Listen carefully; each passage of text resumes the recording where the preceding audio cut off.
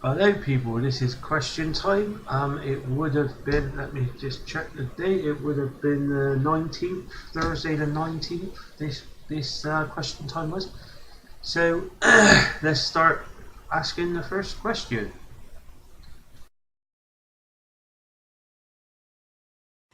In the light of the Harvey Weinstein scandal, is sexism just as prevalent as it was in the 60s and 70s? I don't, I think technology has had an impact on this. I think before, technology and communications was so quick at being released. Back in the 60s or 70s, it could never be that quick. It was more controlled by powerful men and the people they've had around them. Where now, you know, mobiles, social media, I think that's what's changed. And I don't think the actual sexism itself has changed at all. I think it's always been the same. Just that communication has really skyrocketed it to the top. And I think I wouldn't say more women are willing to come forward, because this guy being hounded for being in Hollywood, but yet Trump has publicly been heard saying what he does to women and saying that they don't do nothing because he's famous, because he's got power, because and no mass women has come out against Trump. And I'm sorry, but Trump isn't that much different to this Weinstein bloke. They both took advantage of women who's desperate to be in a position or to get a better paying job or whatever it is, that they uses that in order to get pleasure for themselves. Then you will never know the amount of women that's gone through with that, and then they've got their tit for tat kind of thing. So the men, those disgusting men, have got what they wanted, and then they follow through with that process, and the woman gets rewarded for what they've done. Obviously, there's also a fair amount of women that didn't do that, and they were true to themselves, and now they feel emboldened to come forward, and they should do. I just think it's the technology and communication that has made it feel like it's bigger than the 60s and 70s. But it's just because these powerful men are finding it harder and harder to control that information, to control that leakage of information, because and as more and more women comes forward and say, well, yeah, this happened to me, this happened, it creates a chain reaction across media. And I think the one thing we've got to be careful of is there could be people jumping on the bandwagon saying, well, it happened to me, when it didn't, because there is people like that. It's happened throughout history. There's been people claiming, like when the Twin Towers was took down by the airplanes, actually public people come forward saying, well, yeah, I lost my love, and it turns out that they didn't, because they weren't even there. So people do lie in extreme situations to get attention, and that's just as disgusting as what these perverted, powerful, wealthy men are doing. But they're the ones to blame ultimately for their actions, and trying to use their power to their own ends. And that's what's so disgusting about it. And I don't buy it for a second. I reckon Trump's done probably, if not worse, probably. But it's funny how none of the panel mentioned that, wasn't it? Oh, no, we can't talk about Trump. Trump's nothing to do with it. Well, he is, because he's been caught on multiple times talking women down, talking as if they're some kind of sex toy that he could just use and dump when he wants. That's the attitude, and he's the president now. So this Weinstein bloke, yeah, alright, he was a very powerful man in the film industry and a few other industries within Hollywood, but his view is not that different to what Trump says. Women are an object, and if they want them, they can have them because they're wealthy and powerful. And I suspect that Weinstein bloke is probably used that on a lot of women who wants to become actresses or improve their careers, and obviously, you know, that's disgusting. No one should be able to use their power for their own personal pleasures. It shouldn't be used like that, and it's disgusting. And I think he's finished in his career. But you've still got a president that thinks like that. That women are nothing more than an object, and if he likes them, he has them. That's Trump's attitude. And it's just amazing on how none of the panel said anything, unless they were warned they can't talk about Trump. I don't know, but when you've got a president that is that inclined, it's going to embolden the whole group of them all over the world to think, oh look, we've got one of the sexiest men ever in the most powerful position on the planet. We might be able to do that. Yeah, it's disgusting. So what I'll do now is I'll move on to question number 2.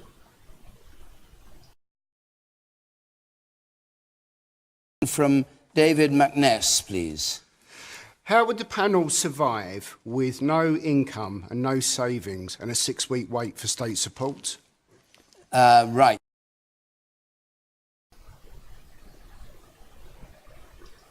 This is a massive question because it goes to the heart to why. So many things going through my mind because I've looked it all up. The first thing I want to blow out of the hole is the universal credit. There isn't just called universal credit. When you go beyond the universal credit, all the benefits that exist now still exist under universal credit.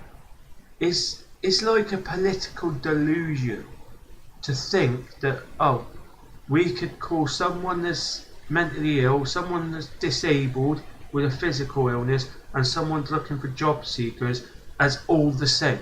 You can't you cannot do that. It's impossible. The principle of it might have credibility, I'll give that. But when you start actually working out the detail, you need to be able to put those 3 categories, and then also you've got income support with single mothers who's obviously, if they got young kids, they can't go work, can they? If they're single on their own and they ain't got no parents or anything to back them up, what are we saying? That they've got to come under the same as someone who's disabled? No. This universal credit was designed for one thing, and that was to slash the cost of welfare. It wasn't to look after people at all. And this 6-week wait was by design. It was to force the people who they feel is taking advantage of the system. So if you force these people who potentially could get a job but they've chosen to be lazy, if we leave them for 6 weeks with no money, they will have the ability to get up and go for work. But that's one aspect. But the other aspect is, what about all the people that is genuine people with issues, or people who's gone for 50 or 100 job interviews and they haven't got a job? Those people, the honest people, are also getting hit badly with this. But the Tories don't care about it. As far as they're concerned, they look at the big numbers in the cabinet, and all they see is the massive millions and millions and hundreds of millions of pounds, and it makes them sick that all that's being paid out to welfare. That's the truth of it. You never hear it from a political person, from any of the media, or from the politicians themselves. You've got to do the political talk, ain't you, and all that crap. Of course it's not right. At the end of the day, it should, like that bloke on the end said, it should be paid before. It should be paid before that. It shouldn't be paid after. It shouldn't be paid in arrears. Because I can understand the tourists say, well, we don't want people to have extra money. But surely the universal credit could have been worked on a system whereby, let's say, if somebody gets paid for that month on welfare, and then 2 weeks in, they gets a job. So that means that they've got 2 weeks of money that technically they're not entitled to because they've got into work. So why couldn't the universal credit said, right, okay, we'll link up with the tax, and for a short amount of time you would stay on emergency tax to pay back that extra 2 weeks that you're not entitled to. You know, why couldn't it just be done like that through the tax system, so people knows that if they do get a job beforehand, you know, and they've got extra money, they will be able to keep that extra 2 weeks. Don't try and recap it from them like that, because that creates too much of a nightmare for administration. All you do is they just go on to a higher tax bracket until that 2 weeks has been paid back. Then it drops down to the normal tax bracket. Because I think giving somebody that extra bit of money would help them to settle down into that job better. But the Tories don't want that. Tories wants to force people into jobs, and they don't care about the human aspect. That comes out clearly with what he was saying, you know. Oh, well, we don't want to give people extra money they're not entitled to. That's perfect. That's a reasonable outcome. But at the end of the day, there's always solutions to recap that money through the tax system. And that's how I feel it should be. I don't feel that making people wait for 6 weeks with nothing, that's like third world government policies. And it's disgusting in this country, because our economy is so called perfect, and you know, we're the sixth or seventh richest country on the planet. And for us to be doing something like that, you could tell that the Tory party is desperate. They haven't created nothing solid. Everything they've created is just a joke. They got into power not wanting to raise tax and saying cuts can pay the debt down, and that's totally failed. And now they're pinning. You know, when you look at the welfare state from the point of view of job seekers, income support, ESA, disability, all those are tiny in comparison to the pensions deficit. The pension pot is by far the biggest issue within the DWP. That is a mess. You know, so it isn't. It's just taking that little bit of money from people who's already at the bottom, and it's like you're kicking them off. You know, like they're on the last bit of the ladder, and you're just kicking them off it. It's disgusting.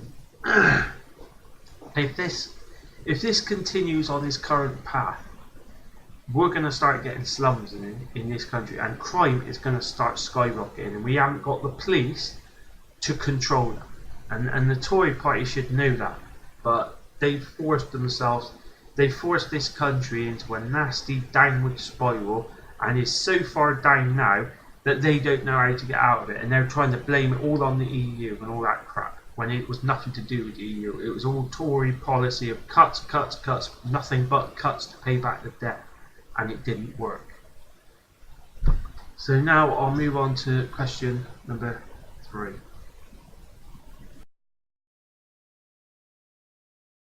Can we take this question from Chris Evans, please? Chris Evans. Yeah, is no deal within Europe really such a big issue? Is no deal... Well, if we've been in the EU for 40 years, so we've got to take responsibility for what it has turned into now, which, if you've voted leave, you don't feel you've got any responsibility for that. You know, the UK helped create the rules within the EU, and those rules are massive because they govern so much. So if we turns around to the EU and then just sticks our V's up and says, no, we're leaving, that would create a massive crash within the EU and the UK economies. It would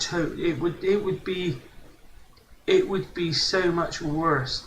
It would just be, what happened in 2008 would be nothing compared to what would happen if we so-called followed the Brexiteers with walk-out attitude.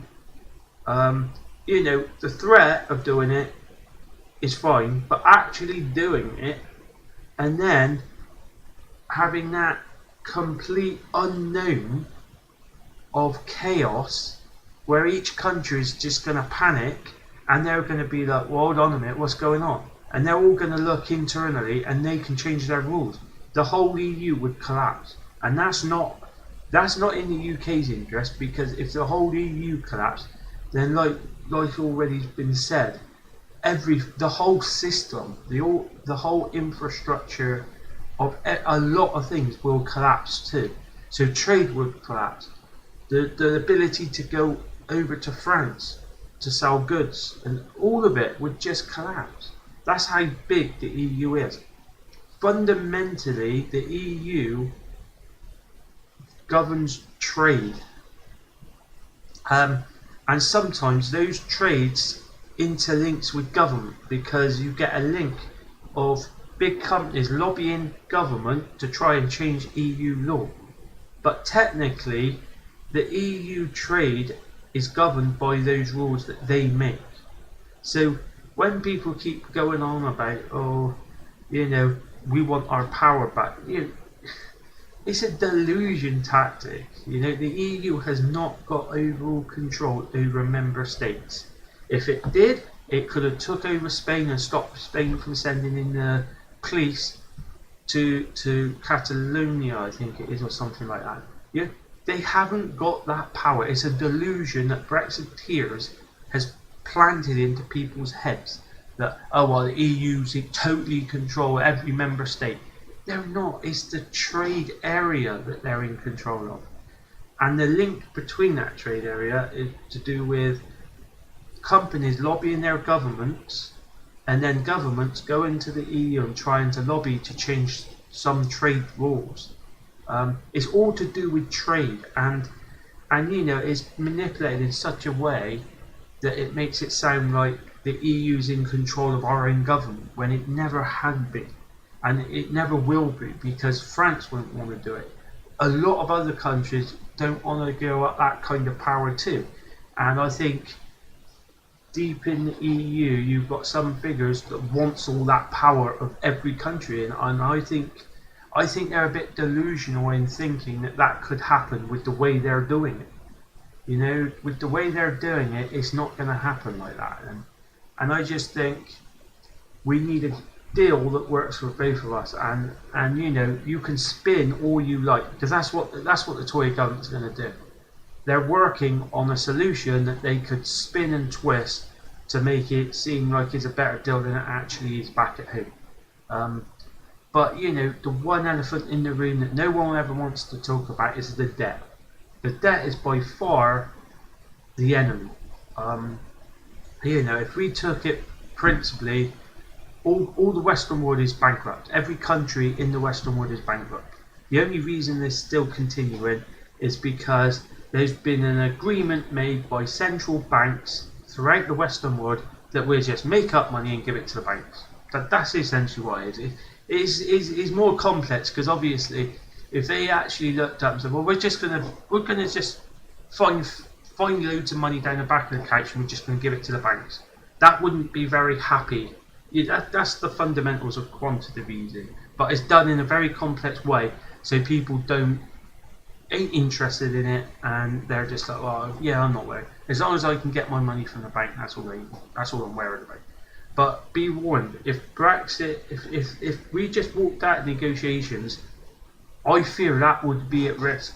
The banking system in the Western world would be hit massively bad. That's why we can't leave. It's a delusion to think that we could just walk out. It is just a threat. That's all it could be. And if it actually happened, Well, I would dread to think that we would have a financial crash 2.0, and it would be 10 times. Instead of countries working together to stabilise the system, which is what happened in 2008, all countries now would split off, and they would all become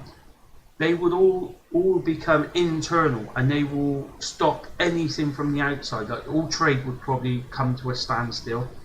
It would be apocalyptic. I know that sounds mad, but it would be apocalyptic from the point of view of a financial crash now, because governments ain't in a position to pay it back. The government can't come in and bail it out again because it's already done it once and is in a complete chaos because the debt is unsustainable, and that's the problem. But yeah, a deal must be had. But negotiating strategies and all that, it was never going to be easy, and it was a delusion when we had the referendum that the Brexiteers managed to create this feeling that we haven't got control, and we need to leave to take back control. That's crap. That was so much crap. But we have to leave now. We have to follow democracy wherever it takes us, and I fear it's gonna make us poorer regardless, because we're going outside of the protectiveness of the EU, outside of that now. So we've got to fend for ourselves, and this with the Northern Ireland planes and Bombardier, that proved to me that our government isn't ready for standing up to international interests for our country. They bowed to Boeing. They were too scared to go to the DWT rules and get Boeing to justify their reasons, even though Boeing hasn't made that size of aircraft for a long time. I did speak about that in the last question time or before, I think, so I won't go on to that too much. Right, I'll move on to the next one. I just think Brexit is a terrible thing, and I fear it's going to make this country poorer. Well, it is going to, and it depends on what we do to try and get back to where we were. But at the moment, our economy is just not showing the signs that it was before the EU referendum, and that is fact. You can try and paint it up and say, well, yeah, but look, this. It is what it is. It was always going to be tough leaving. Right then, next question. Forbes that I'd like to take, please. Linda Forbes. As an obese taxpayer... As a what, sorry? As an obese taxpayer, should I be less deserving of NHS treatment than people who take other risks with their health? A very interesting question. I suppose this highlights the difference between the two systems.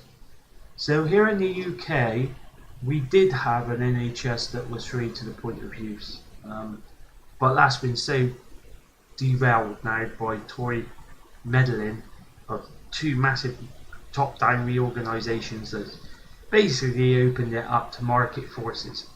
The only thing we're missing now is insurance companies, health insurance companies, but they're coming soon, probably within the next 2 or 3 years. Brexit will probably be blamed for that, but they're on their way. But if we were to go back, say when Labour was in power, before the financial crash, and the NHS, everyone paid into it, regardless. And I suppose that does lead to a bit of not taking responsibility for what you're doing. Whereas if you look at the American health system, the health insurance company actually looks at people's health, what they do. They take the full list of if they're smokers, if they drink alcohol. You've got to make a declaration of all those things to the insurance company. Then the insurance company comes up with the cost. Now, I don't know exactly the details of if you do, say you only have a small amount of alcohol, and then it turns out with blood tests that your alcohol level is way higher than what it should be. I don't know if there's steps that the insurance company could take to say, well, no, your insurance policy is void because you told us this, but your blood test is this. So I think the American system really do hammer the responsible attitude home in a very hard way, but then it doesn't really work because one of the biggest countries that's got that issue of fat is the USA. So you can't really say that health system is working by making people grow up to the attitude of being responsible when it comes to eating and their weight. If that system actually worked, then America would be one of the most healthiest countries on the planet. So I think our NHS is well, before the Tories started doing all their reorganisation, and under my mind, when you reorganise something, you're doing it to make it better. But that's never been the case with the Tories' reorganisation of the NHS. All their reorganisation systems has been to open up the NHS to privatisation behind closed doors. That's what the reorganisation systems has been. It hasn't been to make the system better. It's been to say, well, okay, how can we sell it off to the highest bidders in the private sector? That's all there's been. And if you don't think that's the case, then you've been scammed. Because no one could say all the millions and millions and millions of pounds that's been spent on reorganising the NHS has had a beneficial effect to the NHS as a whole. Like with any big organisation, you've got your good areas and you've got your not so good areas. The not so good areas has been suffering far more because obviously even the good areas have seen their funding slashed. So if you're at the top and you've seen your funding going down, you're not going to fall as far as the people who've already been struggling under the old system. But I don't think it's fair to start saying to people who's made a life decision, it's like saying, well, okay then, we won't treat anyone who's hurt their leg in sports. If somebody's broke their leg in a sport, why should we get an ambulance to them because they're playing a sport? It's their own fault. They were running, they tripped, they broke their own leg, they've got to make their own way to the hospital. And then you can even go to the point of saying, well, if someone's knocked over, it was their stupid fault for not looking at the road. Why should an ambulance turn up for them? Yeah, that's the slippery. When you start going down that road with saying, well, if people's fat, how far do you stop? You could go to those ridiculous levels and say, well, that's it's just a stupid thing to do. The NHS should be the national health system. We should all pay into it, and when we need it, it's there. Now, if you're lucky enough to not need it until your older age, instead of kicking off about that and saying, well, I've never used any of the NHS, I've always had to pay for all my prescription, you should be happy about that. Instead of kicking off about it, you should be happy about that. And I do give you some credit when you do start needing it. It should be there for you because you've paid in all the time. But it is difficult, and I think the NHS should start spending some money on preventable. Get on top of issues before they become a massive issue. And I just think it's wrong going down that road of not treating people because of if it was their own decision or not. It creates such a slippery slope of blame and should we start treating people for this or that? No. The NHS should treat people if they need it, and if it needs more money, people should be grown up enough to understand that tax has to go up to pay for what we want in our public services. And the sad reality is, when we talk about it from a public point of view, that's all of us included, the consensus is, no, we don't want to pay for it. That's the problem. That is the problem there. And the politicians are feeding that problem. We need politicians, we need leaders to stand up and say to people it's got to happen. But they can't do that before an election because people won't vote for them. So they've got a lie leading up to an election to get into power. Once they're in power, then they can start telling to people, well, this tax has got to go up to pay for our public services. And they will get attacked for that, but what else can it do? You know, people, if everyone don't want to pay for it, then, you know, well, I'll leave it there. I'll do the last question now.